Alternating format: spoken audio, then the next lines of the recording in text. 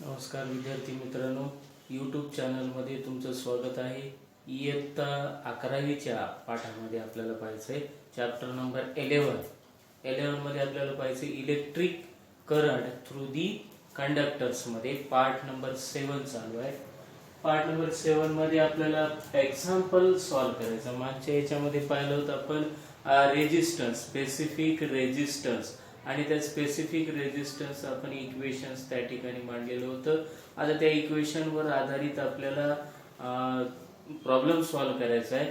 अल्फाची value दिलेली असेल तर आपल्याला त्या ठिकाणी चेंज इन रेजिस्टन्स किती आलेला आहे, टेम्परेचर पर्टिक्युलर याच्यामध्ये टेम्परेचर जर का चेंज होत असेल एखाद्या रेजिस्टन्स मटेरियल मध्ये पर्टिक्युलर टेम्परेचर नंतर त्या ठिकाणी जर का टेम्परेचर चेंज होत असेल तर ते टेम्परेचर आपल्याला कशा पद्धतीने फाइंड करायचं आहे.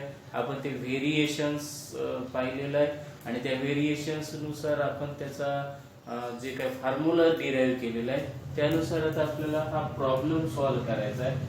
एक्झाम्पल दिलेला आहे पुस्तकातील. A piece of platinum wire has a resistance of 2.5 ohm at 0 degree Celsius दिलेला आहे. 0 डिग्री सेल्सिअसला त्याचा रेजिस्टन्स दिलेला आहे. म्हणजे R0 हा किती आहे 2.5 ओहम. R0 दिला आपण 2.5 ओहम 0 डिग्री सेल्सिअसला. टेम्परेचर T0 सुद्धा त्या ठिकाणी दिलेला आहे 0 डिग्री.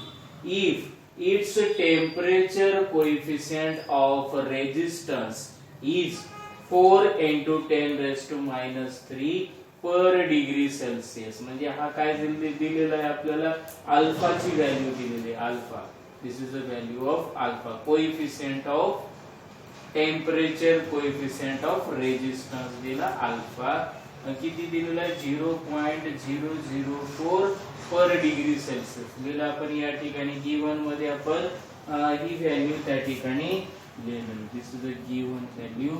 या गिवन व्हॅल्यू मध्ये आपल्याला अल्फाची व्हॅल्यू दिली.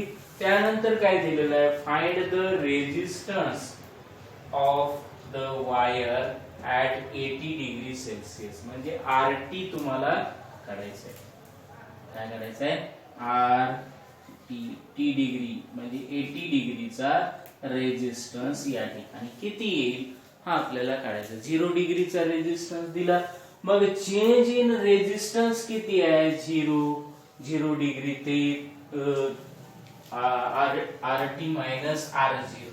याला आपण चेंज इन टेम्परेचर म्हणतो. RT मायनस R0 हे कशावर डिपेंड आहे अल्फा R0 T. T म्हणजेच काय या ठिकाणी स्मॉल t मायनस T0 याच्यावर अवलंबून आहे. म्हणून आता ही इक्वेशन्स आपण काय केलं इम्प्लाइज केलं या इक्वेशनला आणि त्याच्यावरून आपण लिहिलं RT बरोबर हा मायनस इकडे जाऊन प्लस होईल. हा R0 राहील. R0 काय होईल मग या ठिकाणी कॉमन काढला तर R0 असं राहील 1 plus alpha T minus T0. इथं T मायनस T0 ची किंमत किती आहे 80 डिग्री सेल्सिअस. म्हणजे अल्फा आपण इथं काय लिहूया अल्फा T. म्हणजे हे इक्वेशन काढलं आपण RT बरोबर R0 1 प्लस अल्फा T. वरचं हे इक्वेशन आपण इम्प्लाइज केलं आणि हे इक्वेशन्स आपण त्या ठिकाणी मांडलं. T मायनस 0 म्हणजे किती आहे 80. T मायनस T0 0 डिग्री मधून 80 मायनस 0 म्हणजेच RT आपल्याला काढायचं आहे 80 डिग्री सेल्सिअस टेम्परेचरचं. आपल्याला त्या ठिकाणी चेंज इन रेजिस्टन्स किती झालेलं आहे आपल्याला फाइंड आउट करायचं. लेट सोल्युशन आपण काढलं. त्याचं इक्वेशन इथं लिहिलं RT बरोबर आहे R0 1 प्लस अल्फा T. आता त्या इक्वेशन मध्ये आपल्याला व्हॅल्यू टाकायचे आहेत. काय दिलेलं आहे RT बरोबर R0 1 प्लस अल्फा T मध्ये RT बरोबर R0 ची किंमत किती आहे 2.5 ब्रॅकेट मध्ये 1 ला 1 प्लस अल्फाची किंमत या ठिकाणी दिली 0.004 दिली 0.004 हे अल्फाची व्हॅल्यू आली. आणि त्यानंतर T किती दिलेला आहे कॅपिटल T मायनस T0 म्हणजे T किती आहे 80 डिग्री. Celsius, 80 degree Celsius. याचा गुणाकार करू आता ब्रॅकेट मधल्याचा. या दोघांचा गुणाकार काय येईल 0.004 into 80. 0.004 into 80 गुणाकार करू. 0 गुणिले 4 काय होईल 0 0 0 1 2 3 4 0 4 0. आता 8 न गुणलं तर काय होईल गुणाकाराचं चिन्ह 8 चौक 32. 8 0 0 8 0 0 किती येईल बेरीज याची 2 3 0 0. आता पॉइंट कुठून द्यायचा आपल्याला 1 2 3 नंतर पॉइंट द्यायचा 1 2 3 नंतर पॉइंट. किती आलं 0.32 आलं. ही एवढी व्हॅल्यू किती आली 0.32. त्याच्यामध्ये एक मिसळा किती आलं 1.32. किती आलं 1.32 आलं.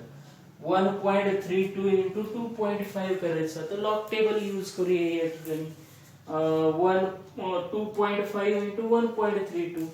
2.5 चा लॉग किती आला 0.3979. लॉग काढून घ्यायचा. मॉन्टीचा आपल्याला काढायचा कितीचा 25 चा 0 मध्ये बघायचं. 25 चा 0 किती 0.3979. त्यानंतर 1.32 13 चा 2 मध्ये याचा हे किती येईल कॅरेक्टर्स 0 येईल. याचा कॅरेक्टर्स किती येईल 2 च्या पॉइंटच्या अगोदर एकच नंबर आहे म्हणजे 1 - 0. कॅरेक्टर काय करायचा कॅरेक्टर कसं देणार आहोत आपण लॉग मध्ये कॅरेक्टर हे या ठिकाणी एकच आहे ना. एकच्या नंतर पॉइंट आहे म्हणजे नंबर किती आला 1. 1 मधून 1 वजा केला तर काय येईल 0. म्हणजे कॅरेक्टर्स किती आले याचं आपण लिहिलं 0 कॅरेक्टर्स. 1 मधून 1 मायनस केलं डिजिट किती आहे 1. असं तरी लक्षात ठेवा. नाही तर हा 10 टू दी पॉवर आहे. मग आता या ठिकाणी 10 टू दी पॉवर 0 म्हणजेच एक नंबर येते बरोबर आहे. 2.5 10 टू दी पॉवर 0 म्हणजे 1. आपल्याला लॉग 10 टू दी पॉवर चा काढायचा आहे आणि उरलेल्याचा मॉन्टीचा काढायचा आहे. कारण हा 10 टू दी पॉवर 0 1 पेक्षा मोठा आहे म्हणून उरलेल्याचा मॉन्टीचा काढायचा. कॅरेक्टर काय येईल याचं 10 टू दी पॉवर 0 म्हणजे नंबर 1 आहे. एक नंबर आहे म्हणजे या ठिकाणी किती आहे 1 पेक्षा जास्त आहे म्हणजे याचा कॅरेक्टर काय येईल 0 येईल. म्हणून या ठिकाणी लॉग ची व्हॅल्यू आपण काय लिहिली 0 पॉइंट दिला आणि त्याचा मॉन्टीचा आलेला 25 चा 3979 मॉन्टीचा लिहिलं. त्यानंतर 1.32 चा 1 चा कॅरेक्टर काय येईल इथं 0 दिला. मग आपल्याला मॉन्टीचा पाहायचा 13 चा 2. 13 चा 2 मध्ये 0.1206 पॉइंट द्यायचा 1206. याची बेरीज करू. आता हे गुणाकार आहे. गुणाकारामध्ये लॉग ची बेरीज प्रॉपर्टी आहे त्यानुसार आपण याची ऍडिशन करू. ऍडिशन करा 9 6 15 7 1 8 9 9 2 11 4 आणि 1 5 5 झाले पॉइंट 0 ला 0.5185 याचा अँटी लॉग बघायचा. 0.51 चा 8 मध्ये मेन डिफरन्स 5. 51 चा 8 मध्ये किती आलं 3296 आणि मेन डिफरन्स आला 4. ऍड करू याच्यामध्ये 3296 मध्ये 4 ऍड केलं तर 6 4 10 ला 0 9 1 10 ला 0 2 1 3 3 ला 3. बघ आता लॉग अँटी लॉग इथं कॅरेक्टर्स किती आहे 0. 0 म्हणजे एका अंकानंतर पॉइंट द्यायचं. एका अंकानंतर पॉइंट दिला हा किती आला 3.3 आला.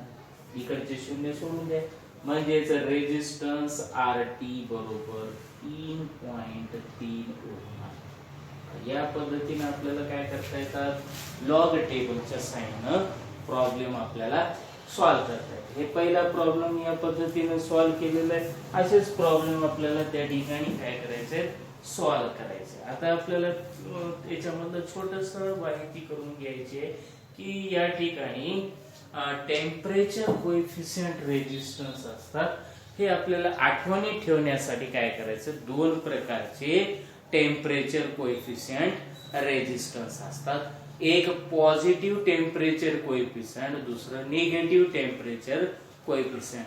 हे एक प्रकारचं थर्मिस्टर्स आहे. थर्मिस्टर म्हणजे काय असते की एका पर्टिक्युलर टेम्परेचरला त्या ठिकाणी रेजिस्टन्स काय होतो, व्हॅरी होतो. हा रेजिस्टन्स कशामुळे व्हॅरी होतो हा आपल्याला लक्षात आला की त्या ठिकाणी करंट रेटिंग वाढली की त्या ठिकाणी मेटलचा temperature, internal temperature should be increases of a metal when the current is increases. Sometimes the outer temperature म्हणजे बाहेरील टेम्परेचर सुद्धा त्या ठिकाणी अफेक्ट होते depending upon the different season. वेगवेगळ्या सीझन नुसार काय होते त्या ठिकाणी टेम्परेचर गरम राहते किंवा टेम्परेचर कमी राहते. त्यानुसार काय होते त्याचा रेजिस्टन्स काय होतो, व्हॅरी होतो. हा रेजिस्टन्स व्हॅरी झाल्यामुळे त्या ठिकाणी काय होईल, त्या सर्किटमध्ये आपल्याला कमी करंट त्या ठिकाणी मिळाले जाते किंवा करंट त्या ठिकाणी इन्क्रीज होतो. मग या ठिकाणी या पद्धतीचे जे काही रेजिस्टन्स असतात हे रेजिस्टन्स आपल्याला इलेक्ट्रॉनिक डिव्हाइस मध्ये फिट करण्यासाठी किंवा त्याचं डिझाईन करण्यासाठी आपल्याला रेजिस्टन्स त्या ठिकाणी किती व्हॅरी होतो हे आपल्याला त्या ठिकाणी पाहता येते किंवा पाहावं लागते. त्यानुसार आपण शेवटचा जो बँड आहे त्याला काय म्हटलेला आहे, टॉलरन्स बँड आहे. या टॉलरन्स बँड मध्ये की रेजिस्टन्स किती फ्लक्च्युएट होतो, हा रेजिस्टन्स फ्लक्च्युएट किती झालेला आहे त्यानुसार आपल्याला त्या डिव्हाइस मध्ये त्याचा वापर करतात. म्हणजे these are the most uses of the applications of the temperature coefficient resistor.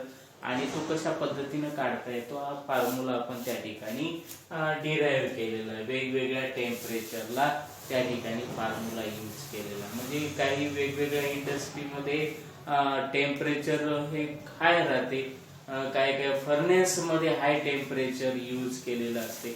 त्यामुळे मेटल्स त्या ठिकाणी वितळले जातात किंवा त्याचा रेजिस्टन्स त्या ठिकाणी इन्क्रीज होतो, टेम्परेचर अफेक्ट होतो. आणि अशामुळे त्या ठिकाणी काय होतो, there is a difference of the current flowing in the circuit.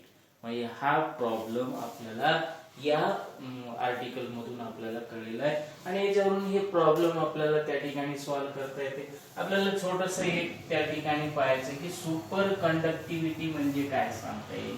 Super conducting material कसा असतो त्याच्या अगोदर आपल्याला या ठिकाणी दोन मटेरियल्स पाहावे लागतात. सेमी कंडक्टर मटेरियल्स असतो. हा सेमी कंडक्टर मटेरियल्स त्या ठिकाणी काय करतो, पॉझिटिव्ह टेम्परेचर कोएफिशियंट रेजिस्टन्स आणि निगेटिव्ह टेम्परेचर कोएफिशियंट रेजिस्टन्स या दोन वेगवेगळे रेजिस्टन्स आपण त्याचा ग्राफ नुसार आपल्याला पाहता येईल.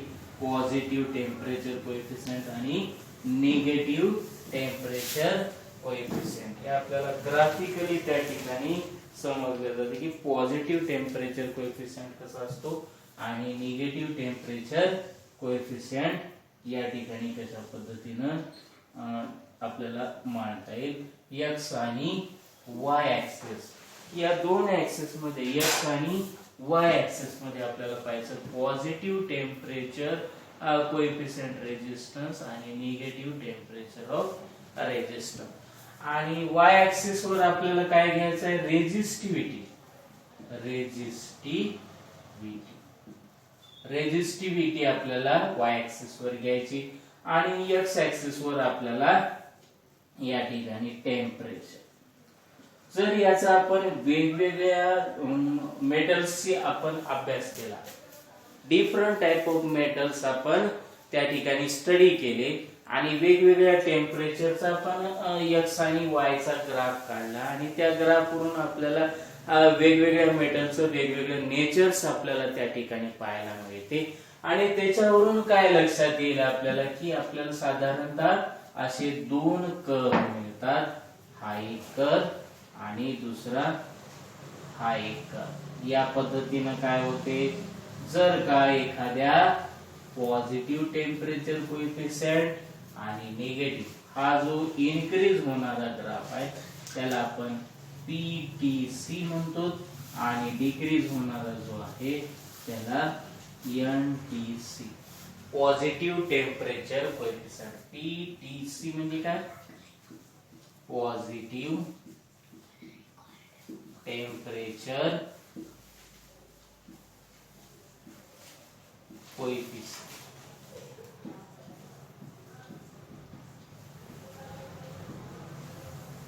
आणि NTC म्हणजेच negative temperature coefficient.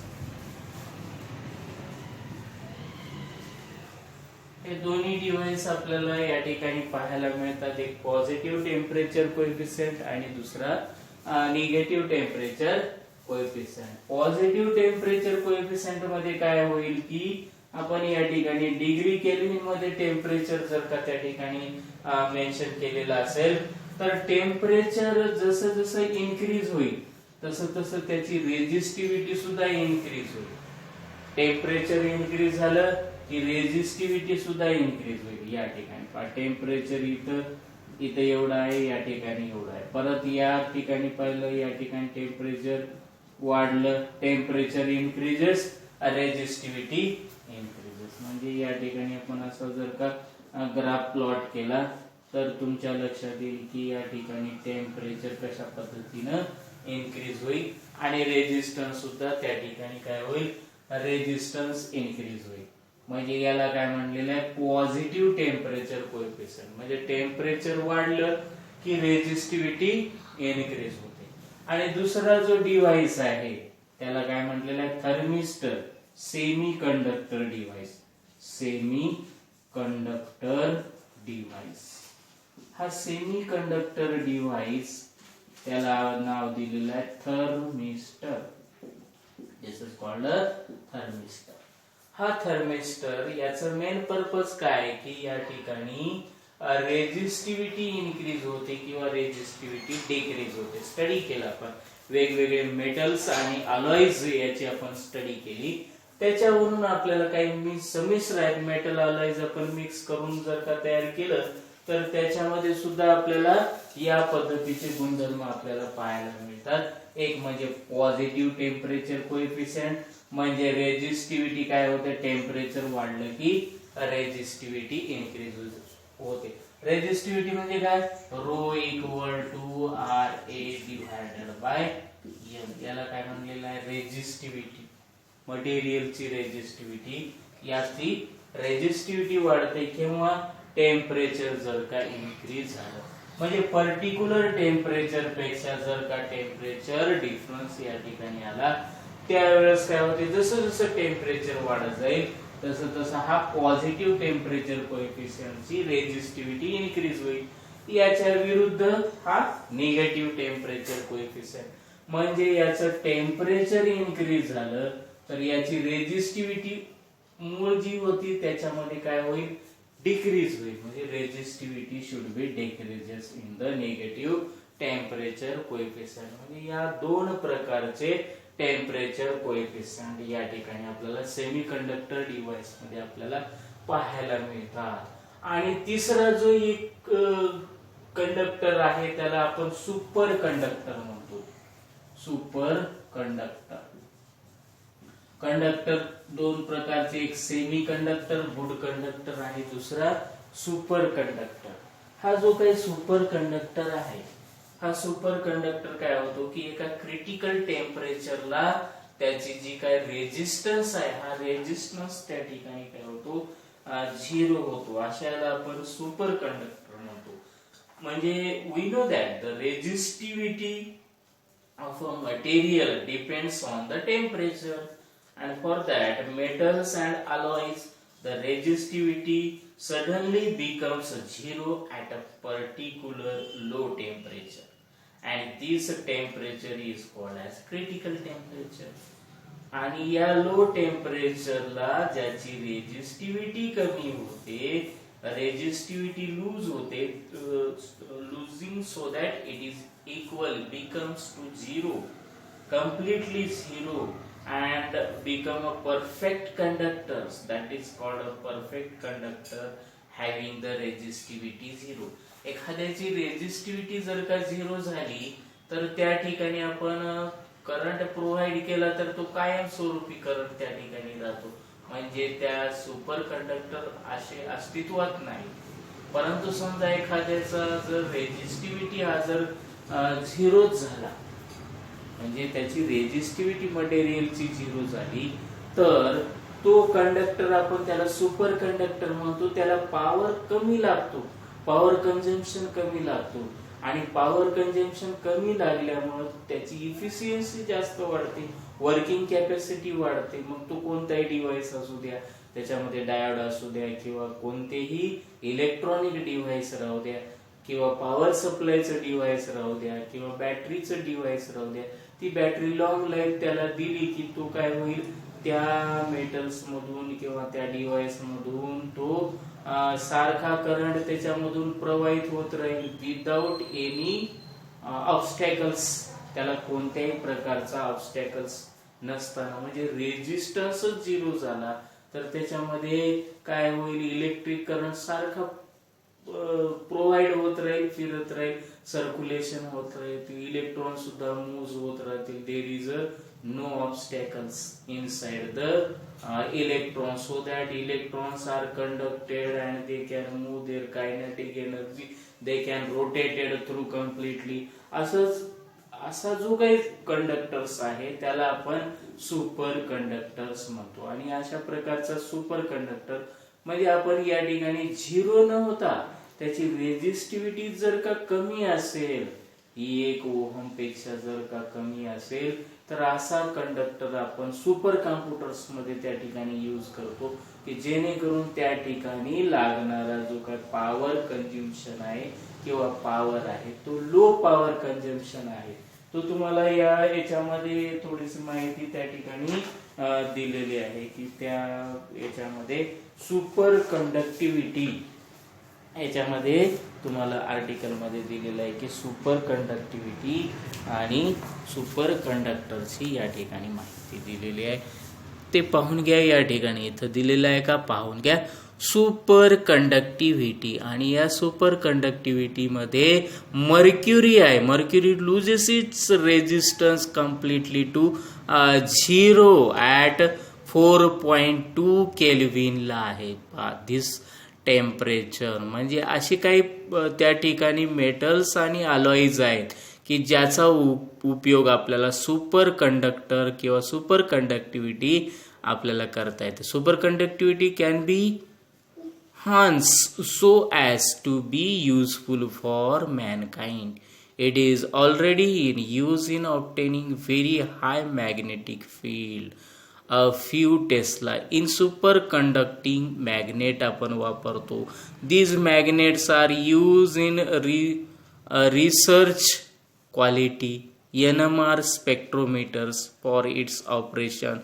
The current carrying coils are required to be kept at a temperature less than the critical temperature of the coil materials. म्हणजे आपल्याला त्या ठिकाणी कूल करावं लागेल त्या पर्टिक्युलर टेम्परेचर मध्ये येण्यासाठी. असे काही मेटल्स त्या ठिकाणी आहेत की त्या पर्टिक्युलर टेम्परेचरला ते काय होतात, त्याची व्हॅल्यू त्या ठिकाणी 0 डिग्री होऊन जाईल. ॲब्सोल्यूट 0 टेम्परेचरला काय होतात, त्या ठिकाणी त्याची रेजिस्टिव्हिटी 0 होऊन जाते. मग आपल्याला त्या ठिकाणी तेवढं टेम्परेचर कमी करून आपल्याला तशा पद्धतीनं सुपर कंडक्टर आपल्याला काढता येईल. याच्यामधलं एक उदाहरण तुम्हाला त्या ठिकाणी सांगितलेलं होतं की सुपर कंडक्टरचं एक उदाहरण त्या ठिकाणी दिलेलं आहे. की या उदाहरणामध्ये काय दिलेलं आहे की mercury loses its resistance completely to 0 at 4.2 kelvin. 4.2 केल्विनला काय होते, तो त्याचा रेजिस्टन्स कम्प्लिटली काय होतो, त्याचा 0 होतो. म्हणजे अशा पद्धतीने आपल्याला त्या ठिकाणी मर्क्युरी यूज करता येतो सुपर कंडक्टिव्हिटी. आता पाहूया आपण याच्यामधला पुढचा जो प्रकार आहे इलेक्ट्रोमोटिव्ह फोर्स. मला सांगितलं होतं की इलेक्ट्रोमोटिव्ह फोर्स हा बॅटरीमध्ये आपण त्या ठिकाणी वापरला जातो इलेक्ट्रोमोटिव्ह फोर्स. आणि हा इलेक्ट्रोमोटिव्ह फोर्स आपल्याला काय लिहिता येते, work done with respective charge आपल्याला लिहिता येते. A charge जर dq flows through the cross sectional of the circuit in time dt असेल तर आपल्याला काय लिहिता येईल या ठिकाणी, EMF equal to dw by dq आपल्याला त्या ठिकाणी लिहिता येईल. पाहूया आपण त्या ते इक्वेशन्स आपण कशा पद्धतीने आपल्याला फॉर्म्युलेट करता येईल आणि आपल्याला त्या ठिकाणी करंट इक्वेशन्स आपल्याला कशा पद्धतीने काढता येते, EMF थ्रू द इक्वेशन्स आपल्याला पाहायचं आहे.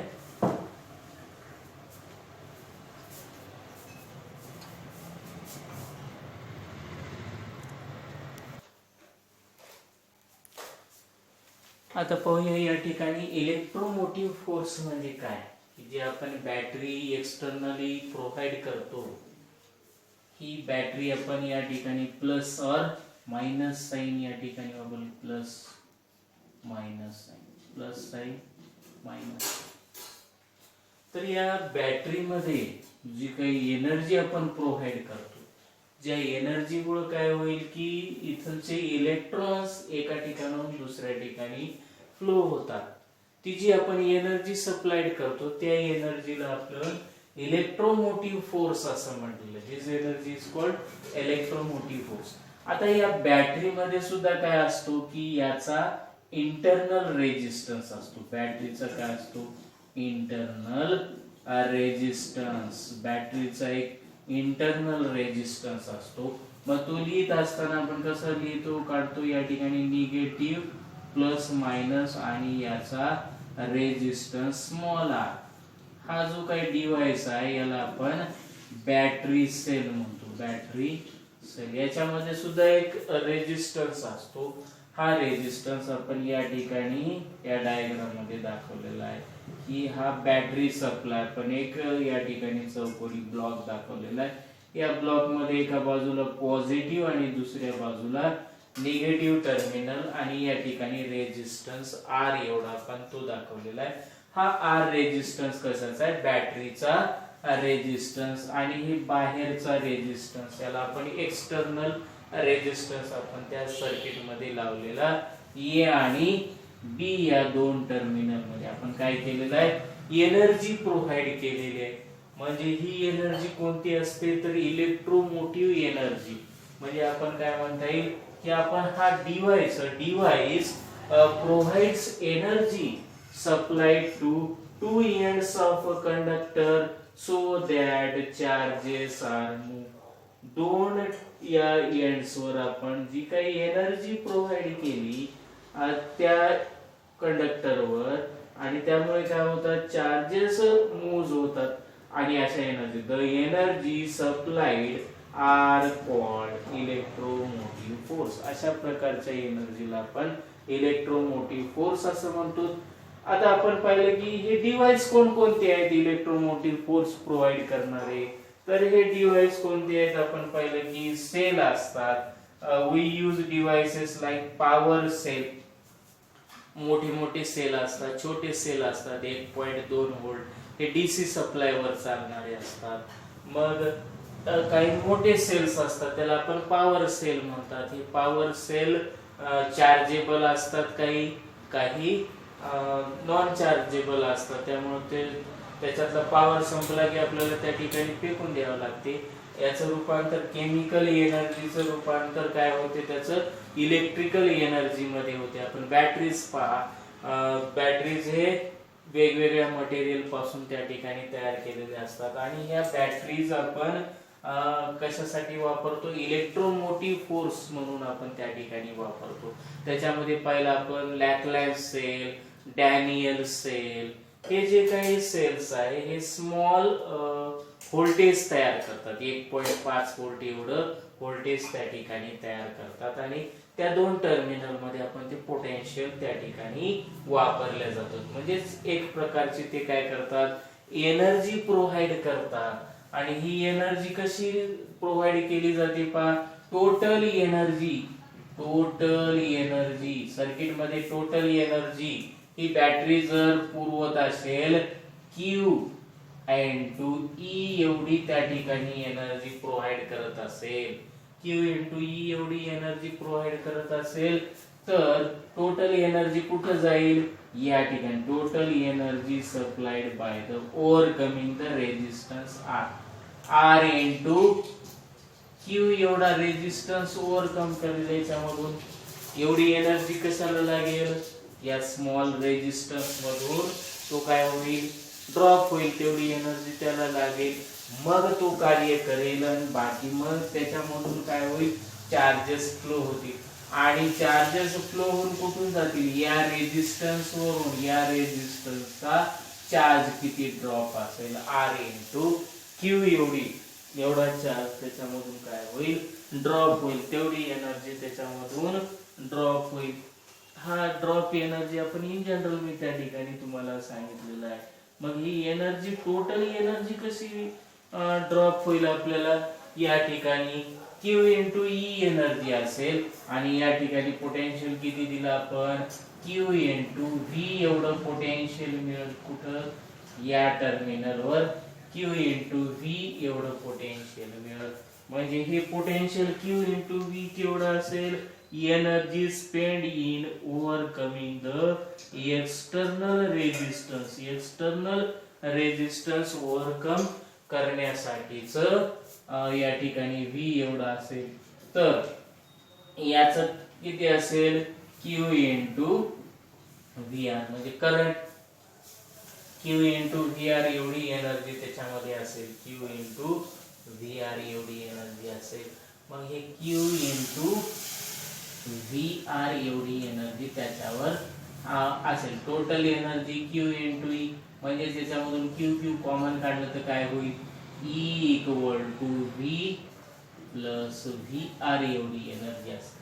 म्हणजे ही एनर्जी किती स्पेंड झाली, याच्यामधून एवढा ड्रॉप VR एवढा पोटेन्शियल गेला आणि याच्यामधून एक पोटेन्शियल, म्हणजे या ठिकाणी दोन पोटेन्शियल काय झाले, डिवाइड झाले, एक बॅटरीच्या अक्रॉस झालं इंटरनल आणि दुसरं एक्सटर्नल बॅटरीच्या अक्रॉस त्या ठिकाणी पोटेन्शियल डेव्हलप झालं. म्हणजे टोटल एनर्जी किती होती या बॅटरीची, VR प्लस V एवढी त्या ठिकाणी एनर्जी होती. परंतु एनर्जी आपण कसं लिहू या ठिकाणी, तर एनर्जी म्हणजे इलेक्ट्रोमोटिव्ह फोर्स ची एनर्जी आपण काय सांगितलेलं आहे, याचं फॉर्म्युला काय सांगितलं, the energy supplied by a cell to circulate unit charge once around the complete circuit is called electromotive force.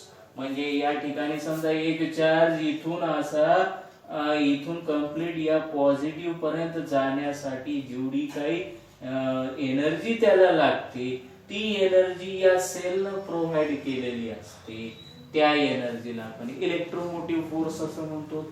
म्हणून एनर्जीचं सूत्र काय लिहिता येते, वर्क डन, या एका चार्जनं किती कार्य केलं, किती वर्क डन केलं, dw by dq, work done with respective charge, चार्जनं किती वर्क डन केलं, हे डेरिव्हेटिव्ह काढलं, dw बाय dq म्हणजे वर्क डन किती केलेलं आहे, हे आपण एनर्जी E किंवा ऑप्सिलॉन आपण समेशन आपण त्या ठिकाणी दाखवतो.